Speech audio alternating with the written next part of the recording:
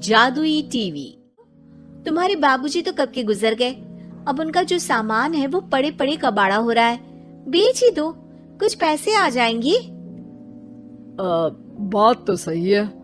अगले संडे फुर्सत में यही करेंगे।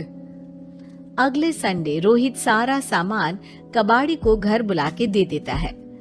तभी उसकी नजर बाबूजी की पुरानी टीवी पर जाती है, जो इतने सालों तक कूड़े में पड़ी थी, फिर भी चमचमा रही थी।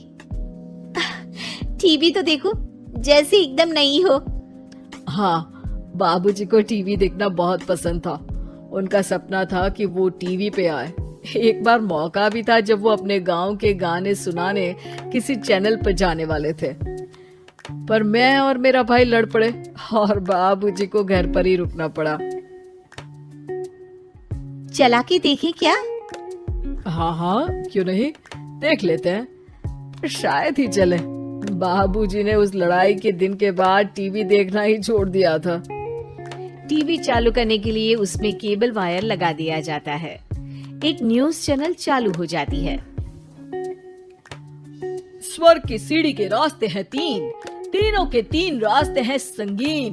पहला रास्ता है सांप की बीन, दूसरा रास्ता घर में बिछा कालीन, तीसरा रास्ता कलकत्ता से चीन। ये क्या बकवास खबर है, कुछ अच्छा लगा दो। अरे आप बोलो तो सही, कोई अच्छी खबर सुना देता हूँ। मेरा तो काम ही खबर देना है। अरे बाप रे, टीवी बात कर रही है। हाँ, ये न्यूज वाला मुझसे। हाँ, आपसे ही तो बात करूंगा ना, आपके घर में हूँ तो। अरे ये सपना है क्या? तुम हमसे बात नहीं कर सकते?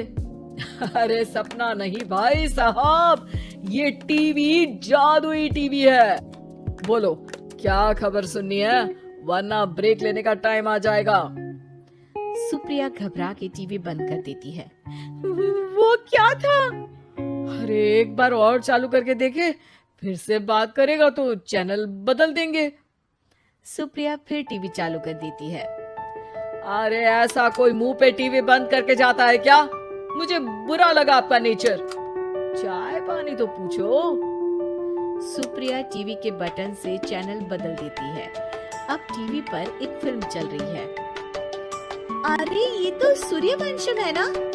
हाँ, और ये ठाकुर को जहर की खीर दे दी और उसको पता भी नहीं है। ए भाई, खीर मत पीना, उसमें जहर है, मत पीना। ठीक है महाशय, जैसा आप कहें। हाँ।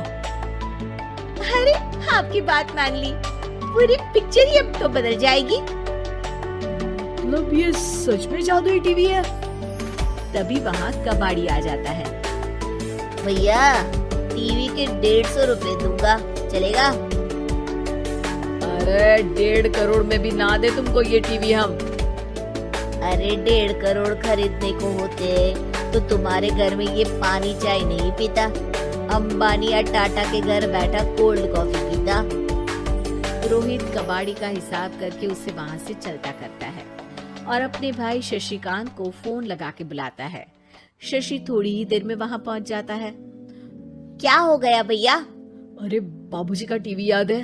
हाँ, जिसमें घुसे रहते थे हमेशा वो, और अपने को कुछ नहीं देखने देते थे। अरे वो अब जादुई टीवी बन गया है। भैया, आपकी बकवास करने की आदत अब तक नहीं गई। अरे आपके घर में बच्चे हैं, अब तो बड़ों जैसी बात करो। रोहित जाके टीवी चालू कर देता है। टीवी पर एक जादू का शो हो रहा है जिसमें एक जादूगर है। अब मैं अपनी टोपी में से कबूतर निकालूंगा। श्रिंग ब्रिंग शरिंग बम फोपा फुफी फुफा पाउ। टीवी से कबूतर निकलता है और शशिकांत के सर पर आकर बैठ जाता है। भैया, ये क्या हो रहा है? भैया इसे उड़ाओ। एक कबूतर, जा कबूतर, चल निकल। अब मैं टोपी में से सांप कांप सुनते ही शशिकांत कांप जाता है और भाग के टीवी बंद कर देता है।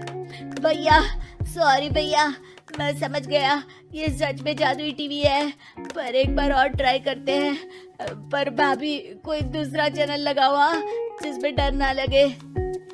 सुप्रिया टीवी चला देती है और न्यूज लगा देती है। अरे कितने दिनों बाद मुझे याद आया, बताइए क्या खबर सुनाओ। और ये नया आदमी कौन है? ये मेरा भाई है शशिकांत। ओह यस, वही है ना जिससे तुम लड़ लिए थे किसी बात पे और तुम्हारे बुढ़ाओ पिताजी गुस्सा हो गए थे और टीवी को संन्यास दे दिया था। हैं? तुमको कैसे पता ये सब? इस टीवी में रहने वाले आदमी से लेकर कबूतर तक को तुम्हारे बाबूजी और तुम्हारी बातें पता है, इसलिए तो ये जादुई टीवी है। ये टीवी क्या कर सकती है वैसे? तुम जो मांगो दे सकती है, कहानी बदल सकते हो, खबर बदल सकते हो, कोई चीज मांग सकते हो। अरे भैया, ये टीवी मैं लेके जा रहा हूँ। बाबूजी का लाडला तो मैं ही था ना। अरे ऐसे कैसे? मैं बड़ा बेटा था, अब तक मेरे घर में टीवी थी ना। अब तक कहाँ गए थे पिताजी के लाडले? तुम्हारी गलती का एहसास भी है। अरे भैया, ज्यादा ना बोलो वरना भूल गए आपके दांत तोड़ दिए थे मैंने उस लड़ाई में। मेरी बीवी के सामने मेरी बेइज्जती करता है। रुक। दोनों भाई हाथापाई पे उतर जाते हैं। रुक, बताता हूँ तुझे कि कौन बड़ा है। अरे छोटे का दम तो देख लीजिए आप। ये खबर आपके बाबूजी को देता हूँ। तभी टीवी अचानक बंद हो जाता है। अरे शायद टीवी नाराज हो गया। और लड़ लो, आए बड़े खली बनने। टीवी से एक तेज रोशनी निकलती है और टीवी में बाबूजी दिखाई देते हैं। बाबूजी, आप इतना चकरा क्यों रहा है? अपने बाप को नहीं पहचानता क्या? ये तो ऐसा ही है बाबूजी। प्रणाम बाबूजी। अरे चुप कर, तुम दोनों ही उल्टे हो। तुम्हारी वजह से मैंने टीवी में आने के सपने को छोड़ दिया, तुम्हारी लड़ाई की वजह से। और तो और, जितना मैं अपनी बीवी को नहीं देखता था उतना टीवी को देखता था, वो भी छोड़ दिया तुम दोनों की लड़ाई की वजह से। और अब मरने के बाद जब मैंने टीवी को जादुई टीवी बना दिया तो भी तुम इसका फल लेने की जगह लड़ रहे हो। अरे तुम तो लायक ही नहीं हो। अब तुमको बाबा जी का ठुल्लू भी नहीं मिलेगा।